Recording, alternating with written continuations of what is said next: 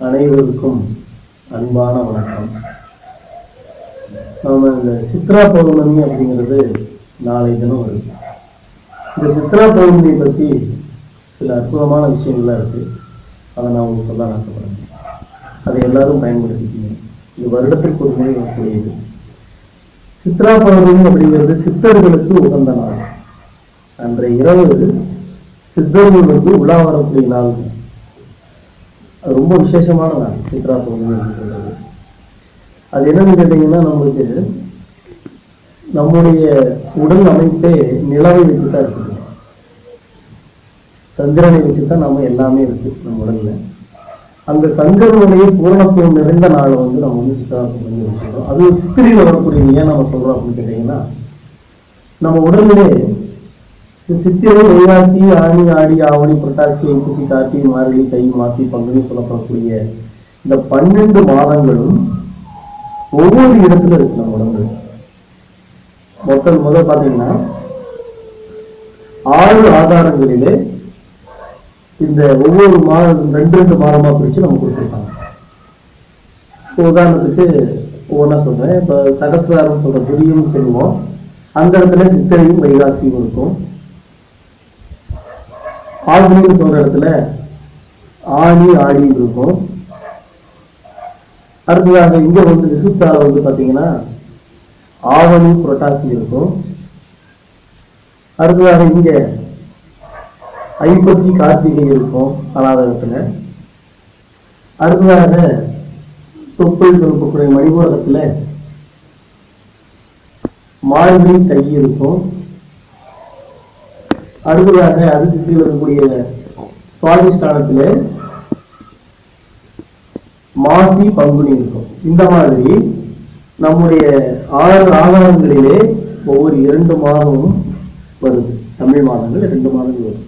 அதுல சித்திரை அப்படின்னு சொல்லப்படக்கூடியது ஆரம்பிக்கக்கூடிய இடம். அந்த ஆரம்பிக்கக்கூடிய இடத்திலே ஒரு சில சக்திகள் நமக்கு கிடைக்கும். இதைய அன்றைய தினம் நாம ஒரு வெட்ட வழியிலே அமர்ந்துக்கிறோம்.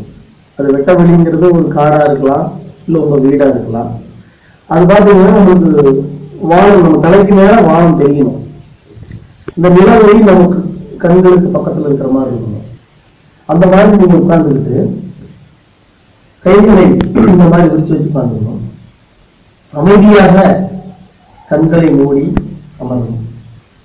அதுக்கப்புறம் என்ன கவனிக்கணும்னு கேட்டீங்கன்னா, உங்க மூச்சு காற்றை கவனிக்கணும். உங்க மூச்சு காற்றை இழுக்கணுமா இல்ல விடணுமா அப்படின்னா அதெல்லாம் வேண்டாம். அதாவது வந்துட்டு போறத கவனிச்சா போதும். உங்களுடைய கவனிப்பு திறன் எந்த அளவுக்கு அதிகமாக இருக்கிறதோ அந்த அளவுக்கு உங்களுக்கு பலன்கள் கிடைக்கும்.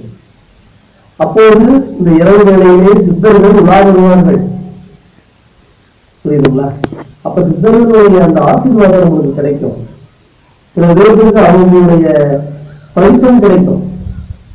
அதனால இந்த சித்ரா பௌர்ணமியை அனைவரும் பயன்படுத்தணும்.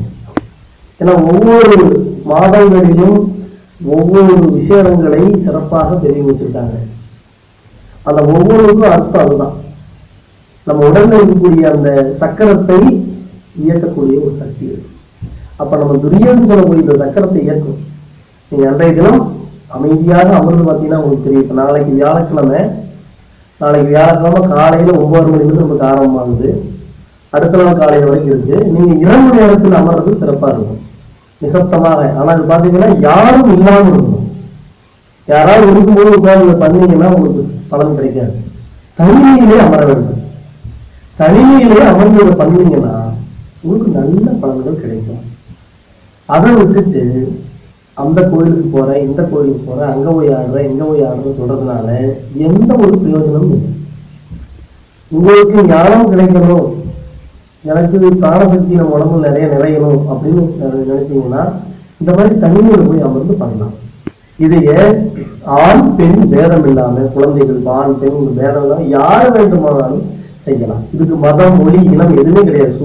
சூரியனும் சந்திரனும் அனைவருக்கும் போதும். யார் வேண்டுமானாலும் இதை செய்யலாம். சரிங்களா?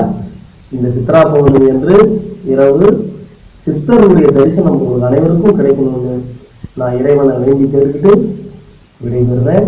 நன்றி, வணக்கம்.